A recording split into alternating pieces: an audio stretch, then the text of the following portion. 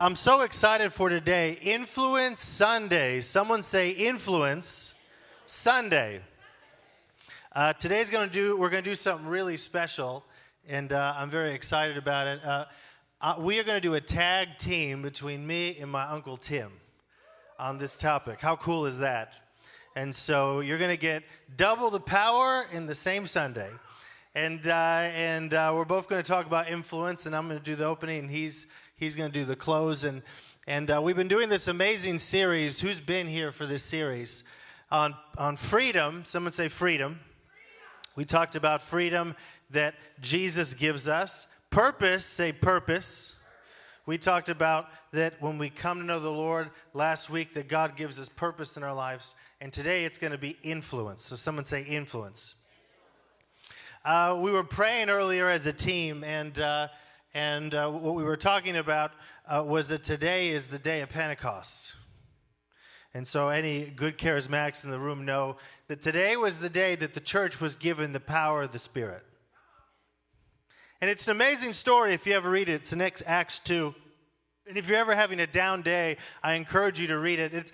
It's a story about a group of the first followers of Jesus. So these were the people that knew Jesus, and they had seen Jesus resurrect, and they had seen him ascend. And so they had received the Great Commission, but they were all waiting.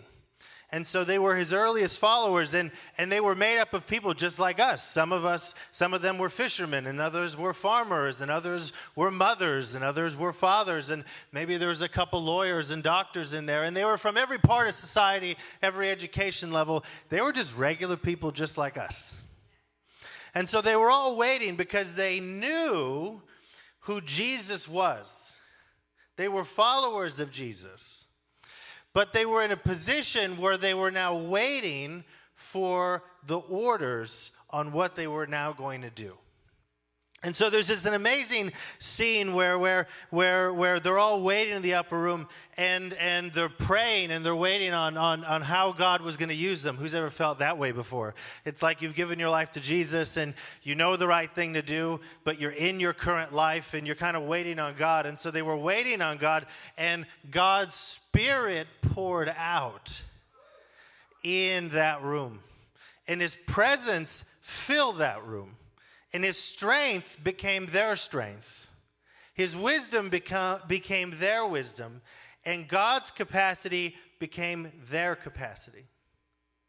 One of the most favorite things about the story of Pentecost for me is that it shows how God works and how he influences.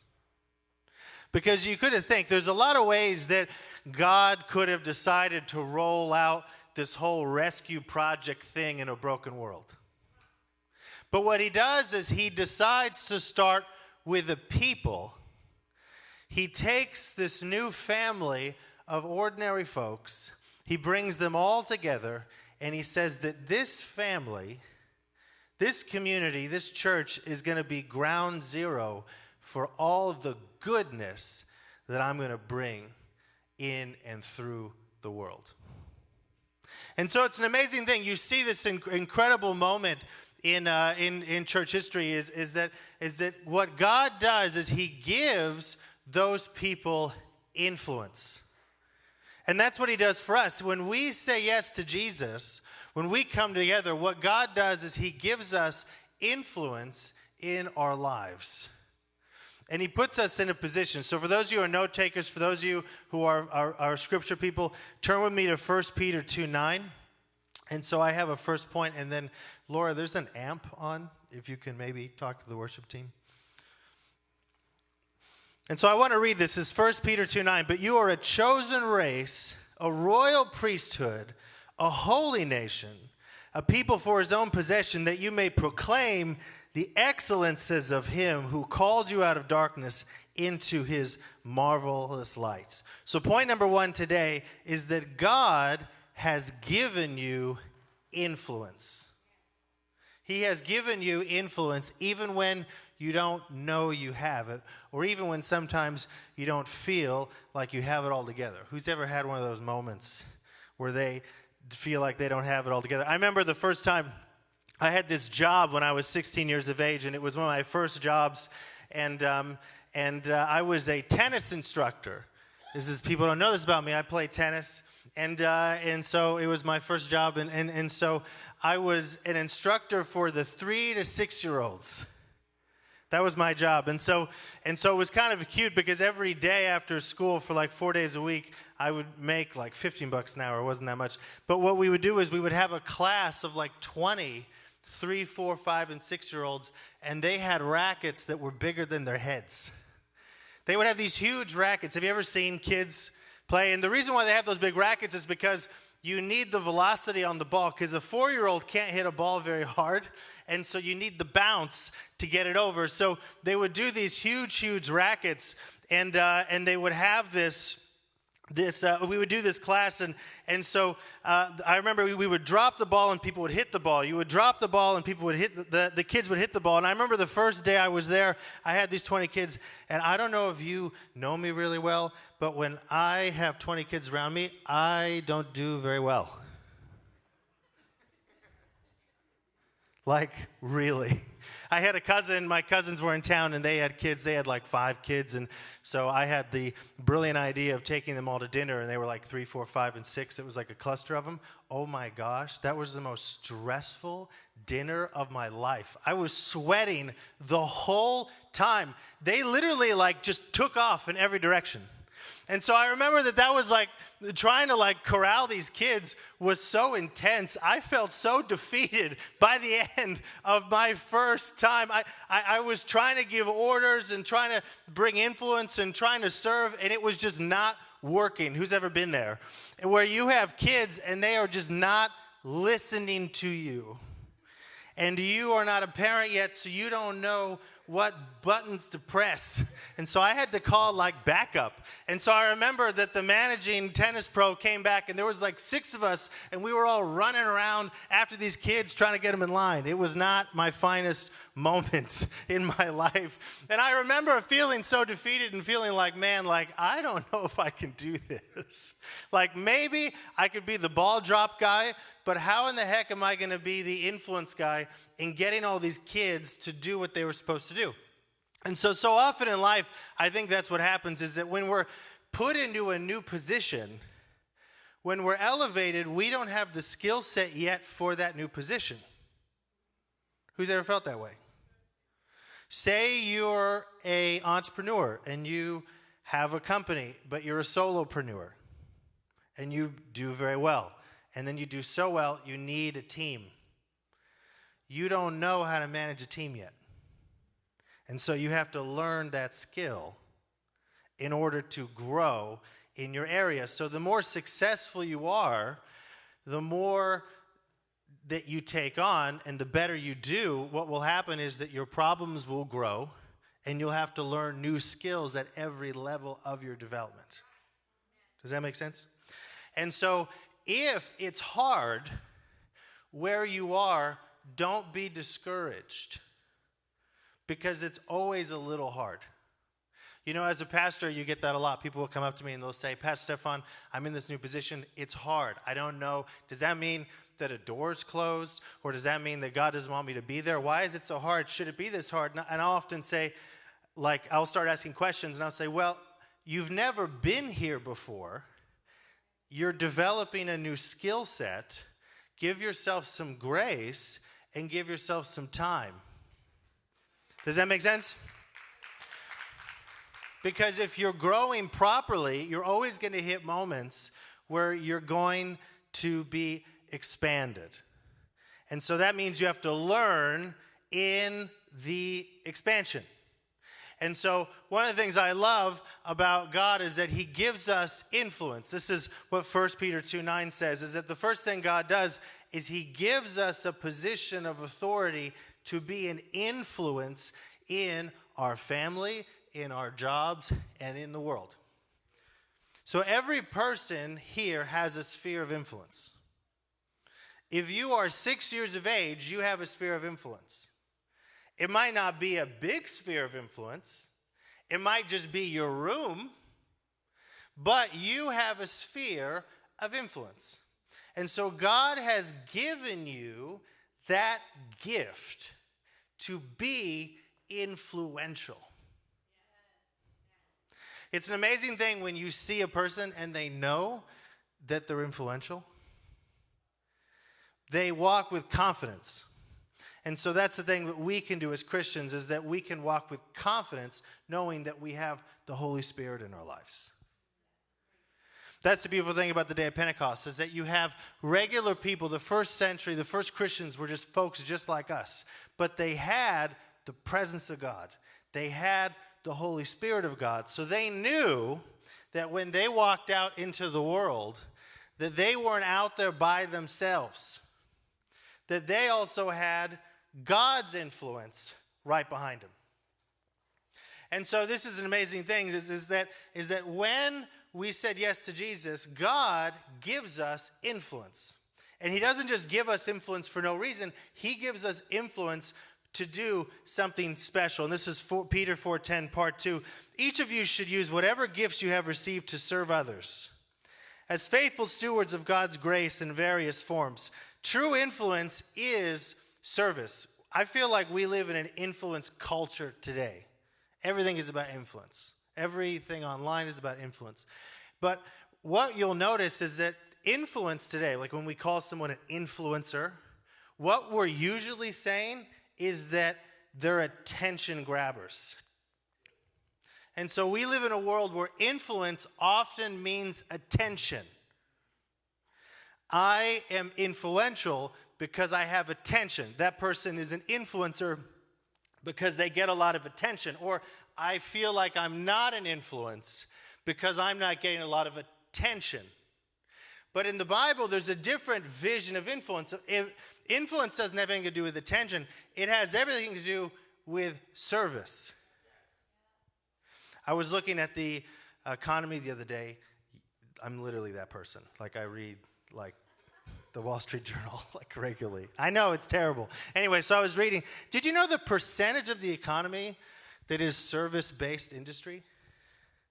Because the economy's big. You have manufacturing, right? You have all these parts. You have agriculture. Do you know how big the service industry is? 77%. So out of all the trillions of dollars in value that the U.S. economy produces, as the largest and most productive and most valuable economy in the world, 3 out of every $4 comes from service. That's interesting, because that shows that real value, real influence does not come from the amount of attention you get, but it comes from the value you add through being a servant. You know, it's interesting. If I asked you in 1960, there's a guy named Cornel West who says this, and I always think about this. He says that in 1960, if I were to ask you who was the most financially successful African American man in the United States, who would it be? And no one knows. I don't know. Do you know? No, you don't. No one knows, right? But if I were to ask you who was the most influential African American man in 1960, it would be Dr. King. And so if you think about it, every person that we think of that's a true influencer was a servant. It's a value creator. Think about it. It could be Dr. King. It could be Dorothy Day. It could be the Pope. It could be Billy Graham. All these people are servants. And so the truth is, true influence comes from our capacity to serve. If you can get this in your spirit, it will literally change your life. Every successful business person I have met is a servant. The ones with growing companies, they are so good at serving. They serve the people on their teams. Great leaders do this. They set their teams up for success. They serve their clients. They go above and beyond. That's why they have companies the way they do. If you meet people with good reputations, almost always you can draw a line to how much of a servant that they are. Just do this in your seat. How many people in your life has a good reputation to you? Maybe it's your mom. Maybe it's someone who you really admire at your job. Maybe it's someone a friend. I guarantee you that what you'll find is that they have a servant's heart. They put people before themselves, and they realize their influence, that they can add value in everything that they do.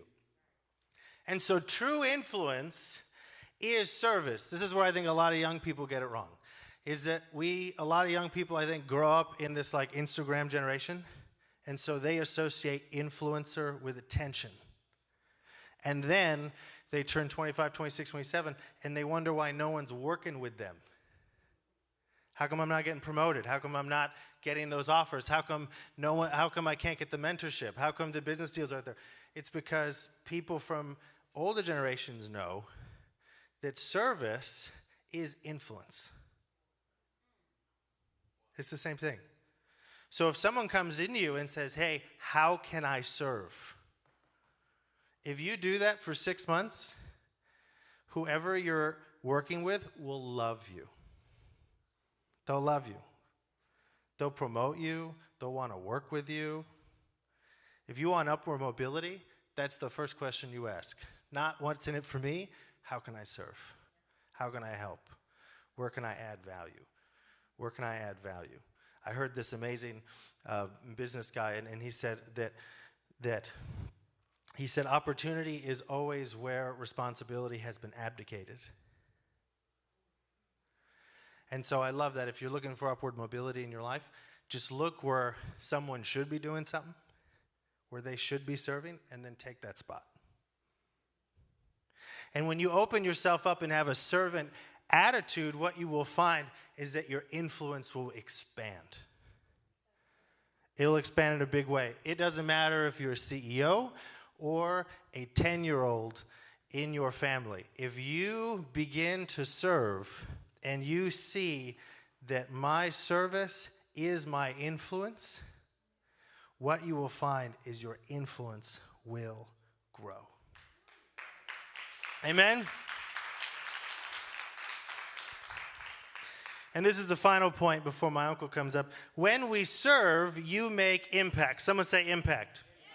Matthew 5:16. In the same way, let your light shine before others so that they might see your good works and give glory to your Father who is in heaven. One of the most amazing things about God is that he does not call the equipped, he equips the called. Or to put it another way, he equips those who say yes. When we go to God and we accept the authority he's given us, and then we walk in the authority he's given us, and then we put ourselves in the position where we begin to serve like Jesus serves, who is the ultimate influencer in the history of everything. What we will find is that the world around us, our sphere of influence, will begin to shift. But it won't just shift, it'll start to get bigger. And so it's so beautiful that the first Christians that knew Jesus knew who Jesus was. They knew he was the resurrected Lord. They had seen his body, and they knew he was going to change the world. And so how did Jesus start? With him changing everything. Is he started with a family, and he said, I'm going to start in your sphere of influence. And the more sphere of influence you take responsibility for in your service, the more God will fill that space with his love and justice and mercy and glory. I'm done preaching. Give my uncle a big clap. Was good. Let's stand up. Give Pastor Stefan a big clap and give the Lord a big clap. Fantastic. All you watching online, I love what he was saying. Just stay standing for a minute. This whole idea of influence and impact. You know, we're living in a generation, as he said, that so many people want to be what they call influencers. But the question is, what message are you carrying? And I believe, as you do, that the message is not just spoken, but the message is felt. So you could be an influencer in your family just by having a good spirit, a good attitude, okay? Father, we thank you so much that you've called us to have divine influence in this world, to help our families, to help this country, to help this world. And we thank you for what you're doing. And everybody said amen. If possible, still, I don't know if it is, if you could put up Luke chapter 5, Luke chapter 5 and verse 1, if you could do that. But you guys can go ahead and sit down. Luke chapter 5 and verse 1. So one of the things that I love about God is that God takes ordinary people to do extraordinary things. I want you to try that. Say, God takes ordinary people to do extraordinary things. So in Luke chapter 5, it's a very famous scripture that talks about how there's a man by the name of Peter, and he was a fisherman. And if they don't put it up, that's okay. I'll just read it. He was a fisherman, and he was fishing one night. And as you know the story, the Bible says the more he fished, the less he caught. But it goes on to say something very interesting. It says that he was fishing, and he kept coming up empty. I want you to try to say that word. Just say empty. The Greek word for the word empty, and you say, well, what do you mean by that? The Old Testament was written in Hebrew, New Testament in Greek. So sometimes you'll hear a minister talk about the root word is like in the Hebrew, which is Old Testament, or the Greek, New Testament. So the Greek word was the word kinos in that context, that Peter was fishing and he kept coming up empty. Say empty. Okay.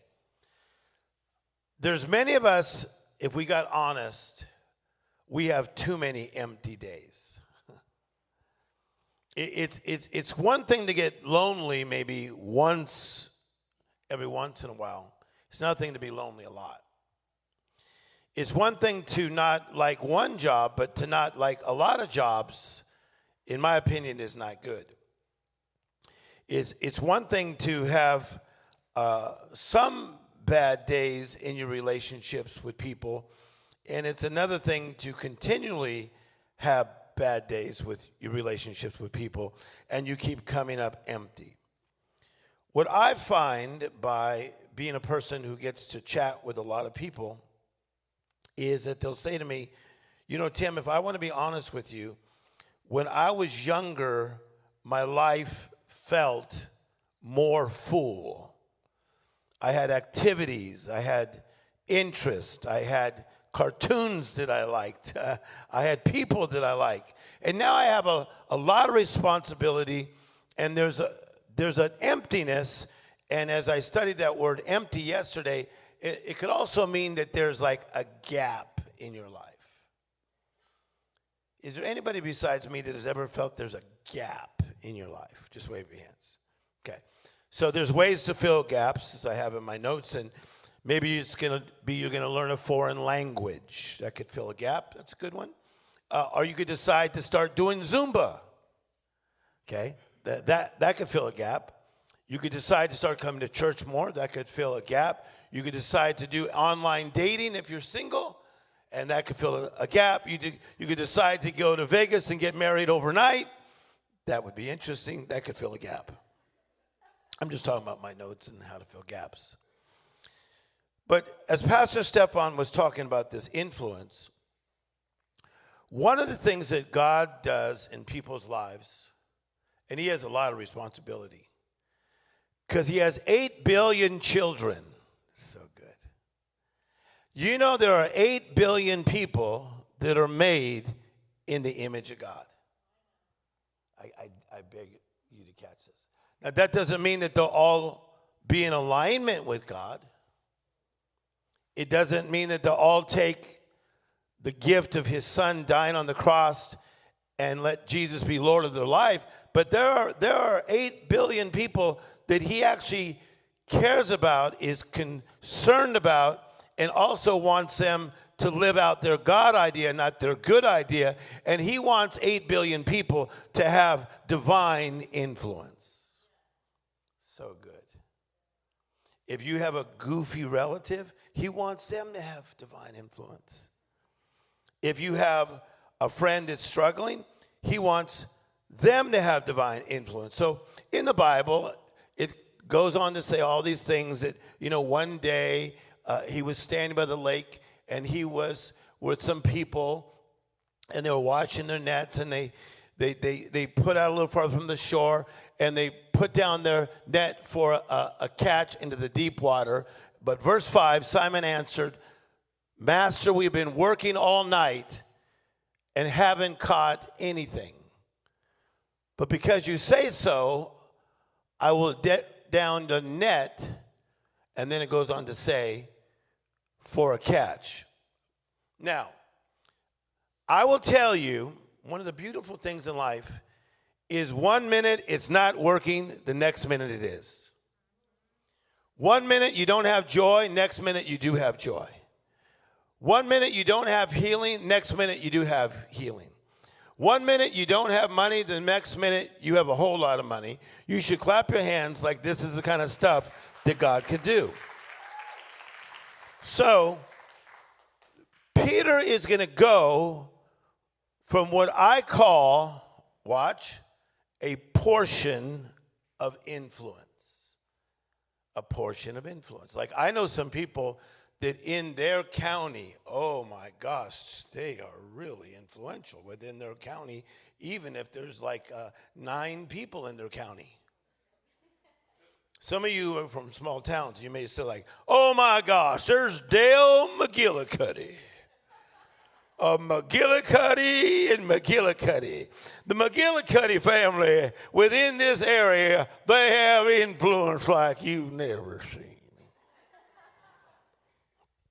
I was in Istanbul, Turkey, in like the Beverly Hills of Istanbul, and I was sitting with this man, and then another man came in, and this man introduced me to this influential man, and the influential man really, really liked me, and we were just laughing. I didn't know who he was.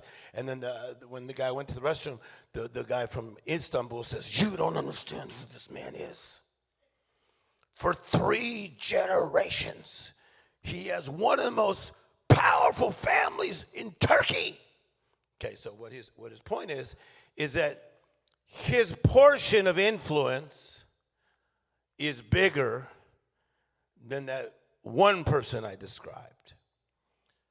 So the first question I ask you is, what is your portion of influence? Wow, this is good. I have influence over my dog. My dog loves me. I walk in, he or she barks. People, this is funny stuff. I have influence at my job. My gosh, they are really feeling my influence. They feel my power. I have my own YouTube channel, and I have 7 followers. I have influence. Some men want influence over the wives. Honey, when I walk in, I want a hot meal. Oh, please. Please, Pedro. That's back in 62. They got influence. They got influence. So, in this story, Peter has a portion. Say portion. Right now, if I was life coaching you, you have a portion of influence. And that's why some people like to exaggerate how awesome their portion is. Oh yeah, when I walk in, I can walk into A&B Tires where I'm the manager. Come on, somebody. And everybody just scatters. You know, Tim, you should come to this cigar lounge.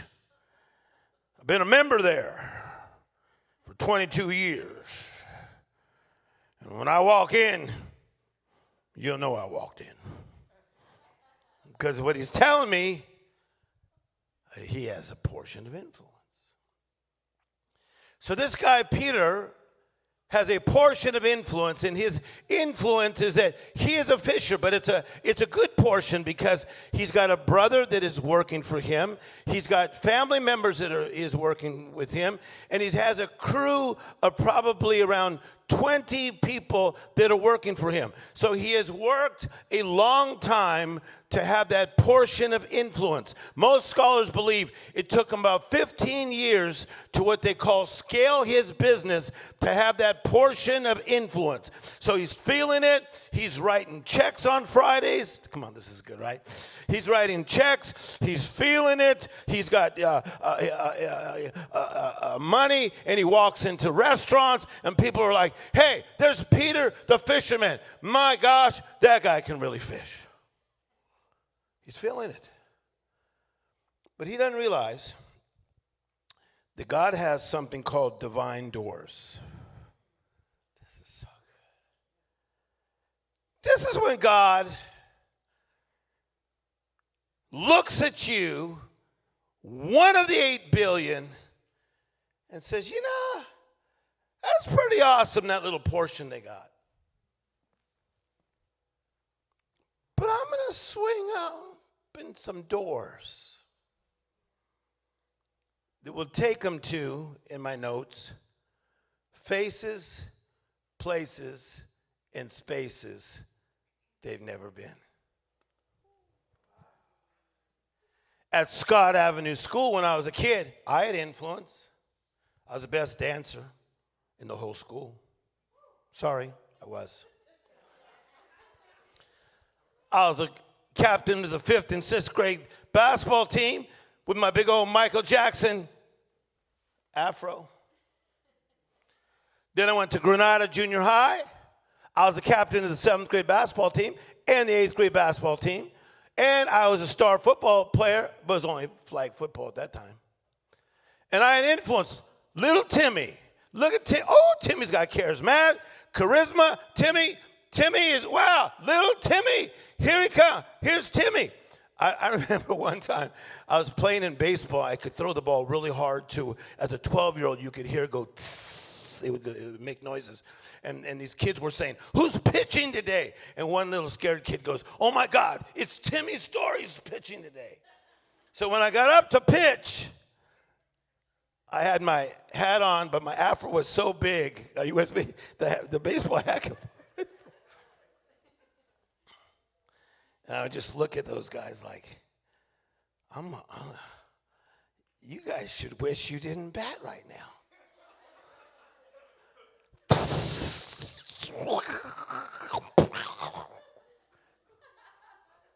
True. And the people liked me so much, they used to buy me candy. Because I was like the winner, the champ of the team. So some of the coaches used to buy me candy, and they knew I liked licorice. They go, Timmy, we'll buy you. Here's some money. You could get a Coke, you could get some licorice, and a hot dog. And after a big win, stick with me, I had licorice hanging out of my Levi's. And that was like prosperity. Does anybody know what licorice is? They have red and black, purple. I just have it hanging out. Then I walk around eating my hot dog, drinking my Coke. That was my portion. Say portion. How far was that going to take me? God had another plan. God had divine doors. What's a divine door, Tim Storey? A divine door is something that is supernatural, unusual, and incredible. Oh, that's so good. Get ready for something supernatural, unusual, and incredible to hit your life. Somebody clap your hands. Come on, clap real loud. Come on. Can you take the last 7 minutes of this? I got power in me today. See, the natural world is saying, how do I get my influence up? Do I intimidate them? Do I come up with something clever? Do I do something that would shock the culture? Is it just networking? Do I network? Do I create a video that goes viral? All interesting ideas. But God has divine doors that are unique only to you. Your door is not her door, and your door is not her door. Everyone has different doors.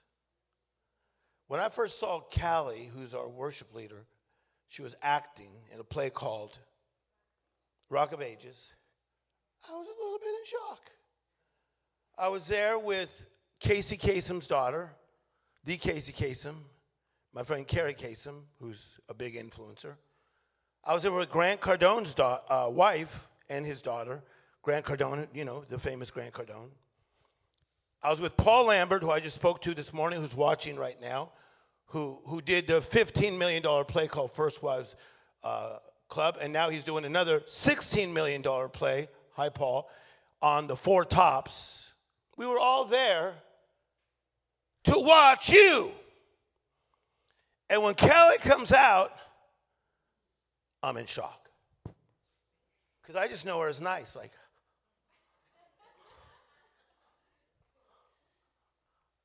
when her and Stefan started first dating, I'm like, I mean, I hope she doesn't like have like a flip side. Because I know a few people that can be just like, okay.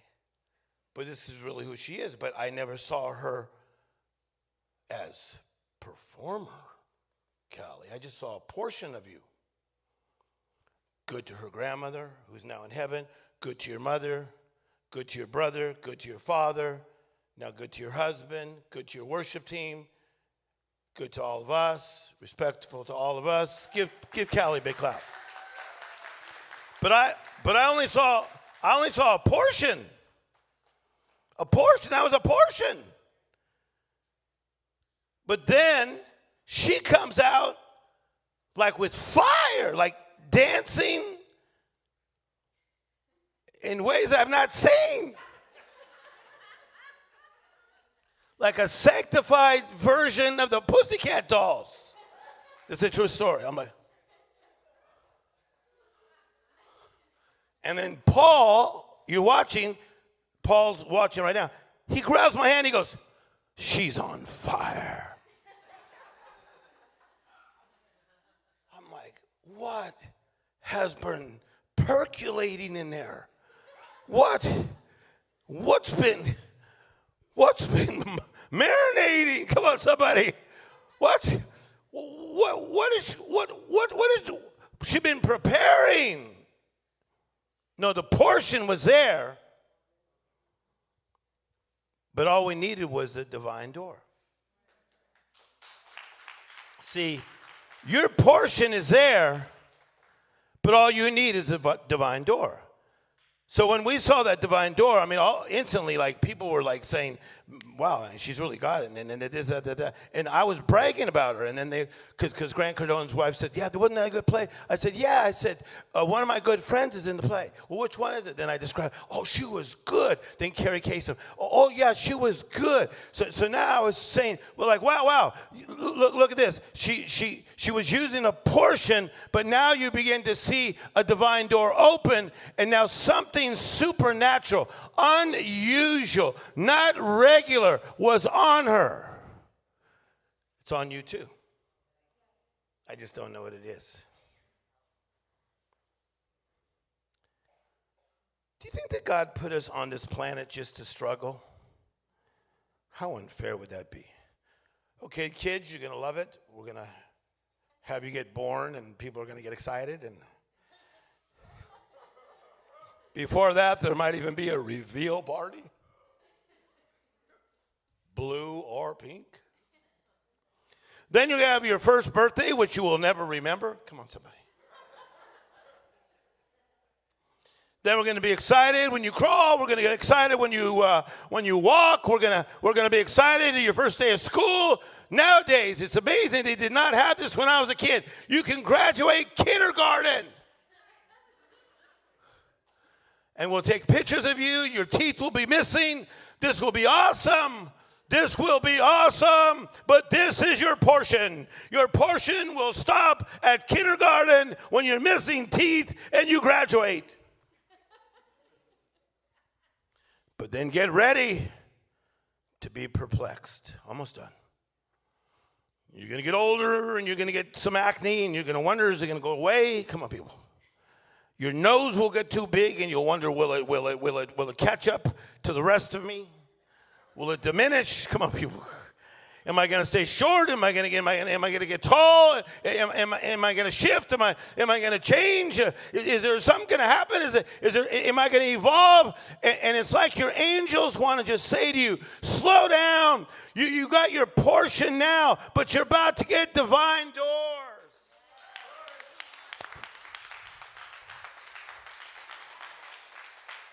For what? For you and for influence. It's not just for you to influence people. It's for you. He loves the 8 billion. So good. So good. Almost done, watch. So Peter is excited about his portion. That's the challenge.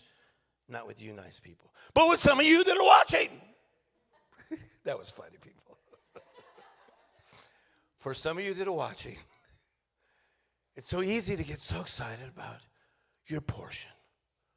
I'm the brightest in my neighborhood. I'm the greatest in my family. Come on, people. I'm the best preacher in the world. Praise God. I'm the most holy man ever. Congratulations. We've never heard of you.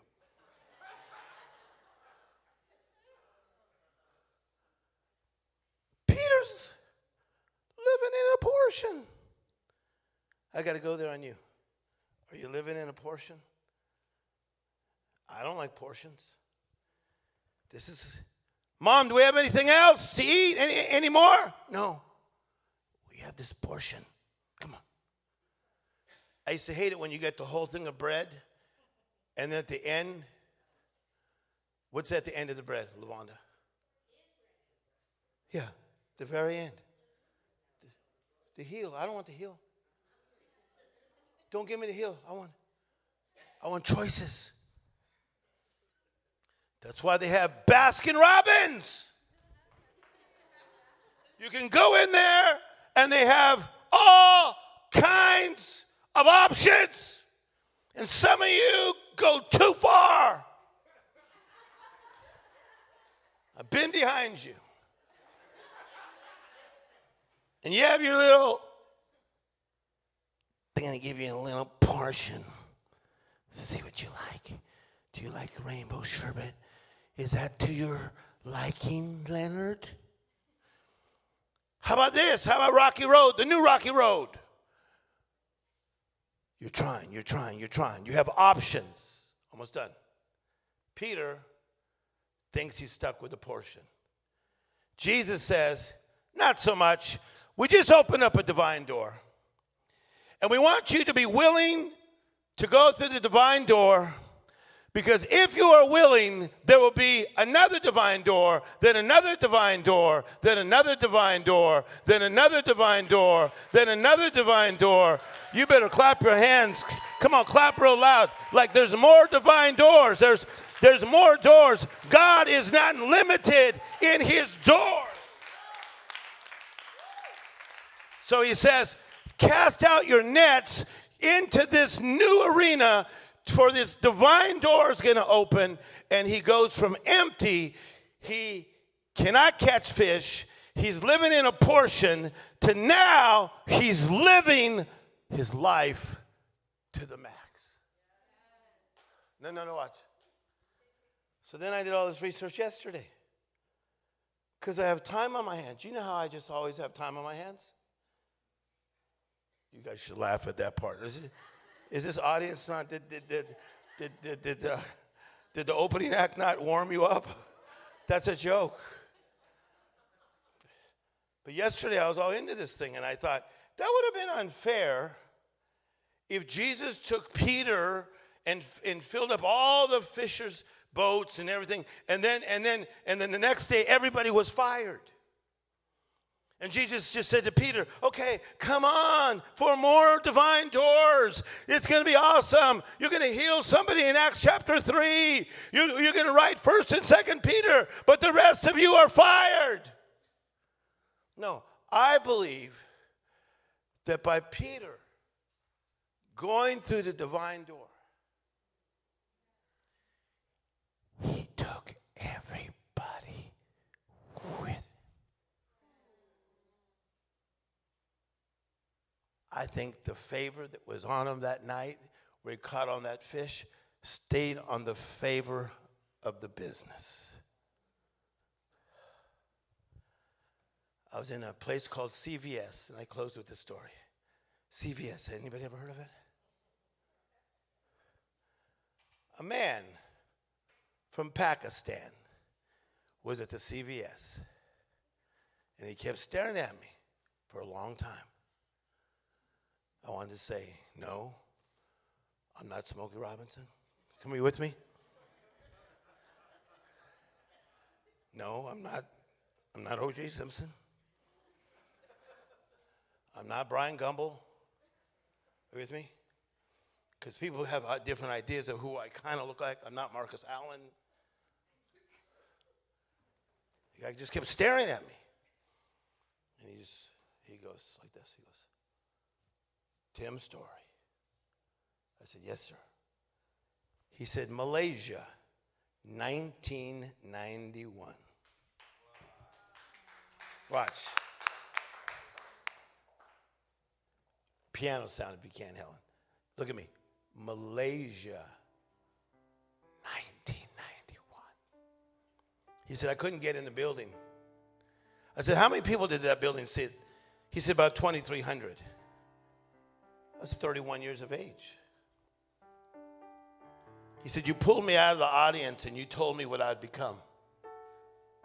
I want you to know it happened. And you told me that I would be healed. And he said, and I got healed that day. I said, what are you doing in California? He goes, I'm here visiting my uncle. I said, what do you do? And this is going to blow you away.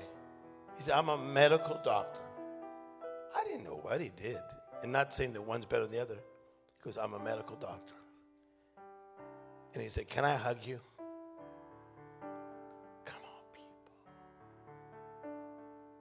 Did you think I thought I was going to have this influence when I had licorice hanging out of my pockets?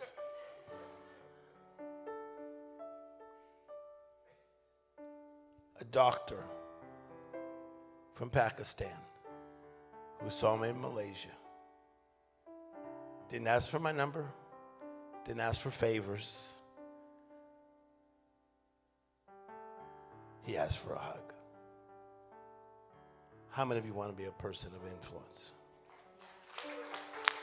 Come on, clap your hands real loud. Come on, clap.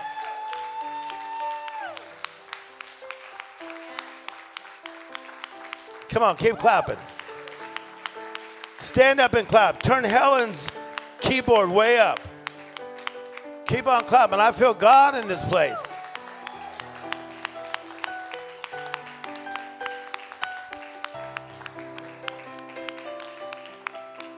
I want you to say these words. Say, thank you, God, for my portion. Say, but I know there's more.